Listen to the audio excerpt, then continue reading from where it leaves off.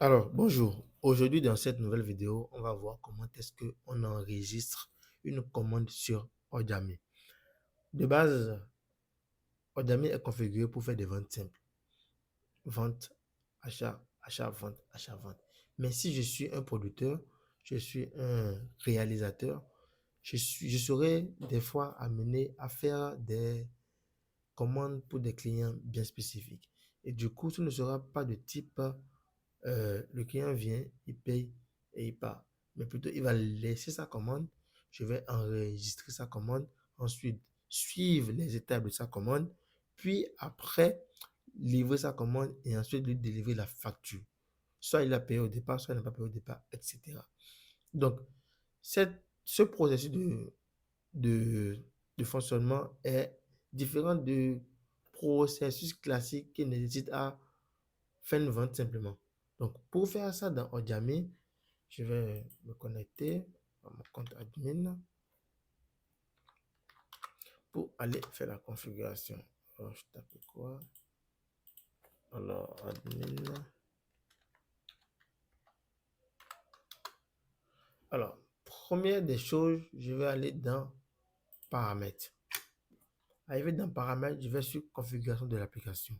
Ensuite, je recherche commande. Alors, j'autorise les commandes si ce n'est pas déjà autorisé. Quand j'autorise les commandes, il y a ce truc qui apparaît. Regarde, quand je le désactive, il disparaît. Il n'y a pas de commande ici. Donc, quand je l'active, il apparaît. Donc, je peux faire les commandes. Alors, première chose, il faudrait d'abord que j'ai configuré les différentes étapes que ma commande doit passer. Là, je vais dans Stock, les statuts de commande. On voit déjà qu'il y a deux statuts de base. Création, terminée. Ces deux statuts, on ne les modifie pas, on ne les change pas. C'est la première et la dernière étape du processus de commande. Toujours. Il faut forcément la création et il faut forcément la suppression. Maintenant, entre ces deux étapes, il y a plusieurs types d'étapes. On va essayer on va se concentrer sur, on va créer deux étapes. Première étape, je vais mettre commande validée pour en traitement.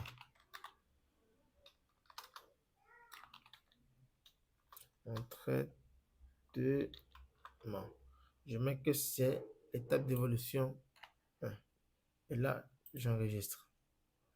Alors, après un traitement, je suppose que lorsque je fais le traitement, après, il y a des retouches à faire sur la commande avant de le livrer.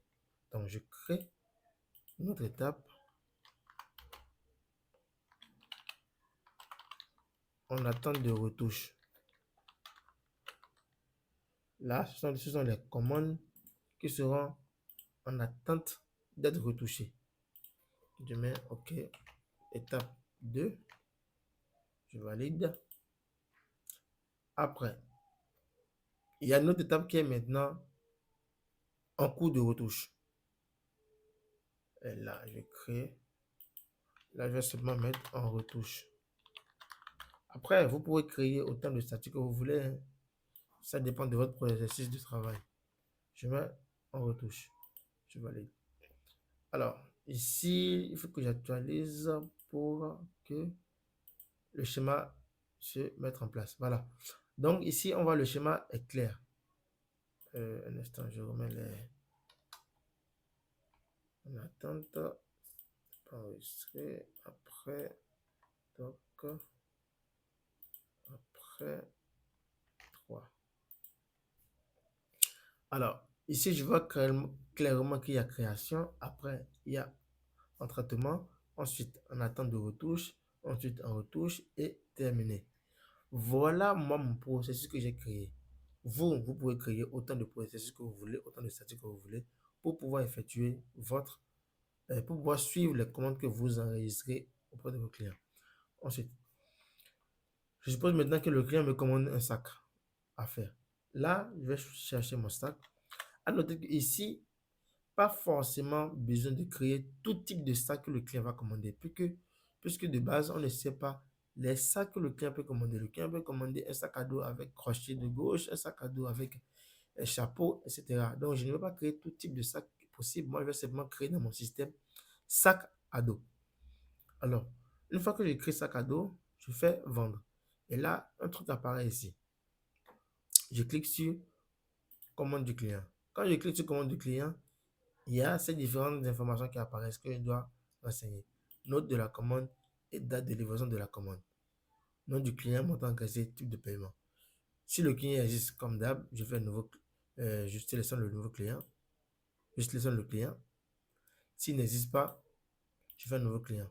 Moi, je vais sélectionner le client qui existait.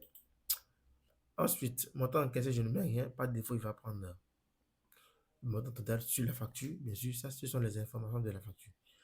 Après, je mets maintenant ma commande. Je mets, il a dit, lui veut un sac bleu, etc. Date de livraison dans une semaine ou dans 2 semaines. Peu importe. Et maintenant, je peux enregistrer ma commande.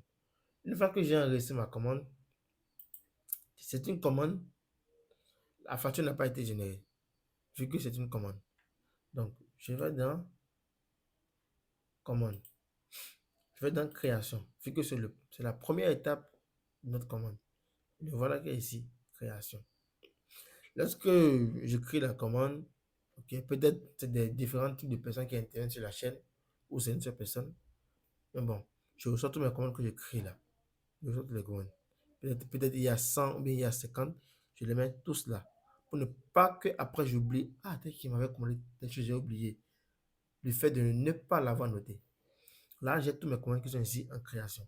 Ensuite, vu que je ne peux pas travailler sur tout en même temps, parce que peut-être que je suis seul actuellement dans mon entreprise, où on est deux, on est trois, je crée les commandes et maintenant je vais dans le détail. Là, j'ai les détails de la commande qui a été commandée. Alors, j'ai le numéro de commande, j'ai les détails. Ensuite, je fais statut, je mets en traitement. Là, peut-être, ce sac-là, parmi les commandes qui ont été commandées, ce sac est déjà en traitement, ou bien je veux le mettre en traitement. J'enregistre le statut. Et là, quand on retourne dans commande, il n'est plus dans création, mais plutôt dans traitement. Ok, j'ai commencé le traitement, j'ai fait le travail, j'ai terminé le travail. Il y a maintenant le nettoyage et les retouches à faire. Je reviens le lendemain, je dis, ok, les commandes ont été traitées ou la veille, lorsque je termine le traitement, avant de partir, je clique sur traitement, je passe en attente de retouche, je fais enregistrer. Là, je termine. Le lendemain, quand je viens, je sais que bon, je vais dans mes attentes de retouche pour voir quelles sont les commandes qui sont en attente de retouche. Je vois que, ah, il y a quand même quelques-uns en attente de retouche. Qu'est-ce que je fais à ce niveau? je, je prends ma commande, je vais au laboratoire, je vais dans mon bureau, je traite la commande, le sac, je le retouche, je fais tous les ajustements qu'il fait, les fils ne sont pas bien mis, je retouche les fils, etc. Et je peux le mettre directement dans un retouche. Peut-être que ce n'est pas moi ce qui le fait, peut-être qu'il y a beaucoup de sacs et les tous sont en retouche. Donc je le mets dans retouche, ils sont en retouche. Donc il y a plein de sacs qui sont en retouche là. Je les verrai ici. Ensuite, lorsqu'on termine les retouches, et maintenant que la commande est terminée, même scénario, je vais sur statut terminé et je vais terminer la commande. Ou je peux l'enregistrer d'abord. Là, je sais que les commandes sont terminées, mais je ne les ai pas encore livrées.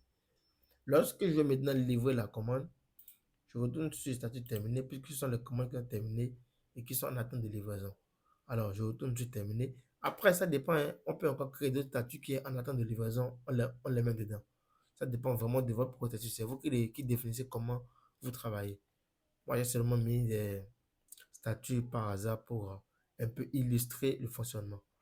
Ensuite, je vais sur détail. Je regarde les données de travail, je vois que tout a été bien fait.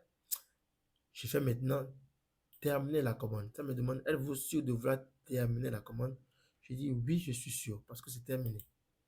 Et quand je termine la commande, c'est maintenant que la facture apparaît. Et là, je peux voir qu'il y a la facture. Et maintenant, je tire le ticket. Je mets sur la commande, j'emballe et je vais remettre au client. Donc, c'est comme ça qu'on fait les commandes sur Ordiami. Et quand il veut des commandes, ça n'existe plus. Tout a disparu, vu que ça a quitté le processus de commande, est devenu une vente et je le trouve maintenant ici. Quand je fais voir, je vois la facture. Je peux cliquer sur la commande liée à cette, à cette facture pour qu'après, lorsque le client me revient, je me demande à quelle est la commande qu'il avait fait. Quand je clique sur commande, je revois la commande qu'il avait effectuée dans le temps. Vous voyez. Donc, c'est ainsi que je passe les commandes sur Ordiami. J'espère que cette vidéo vous a plu et qu'elle vous a apporté une satisfaction. Merci.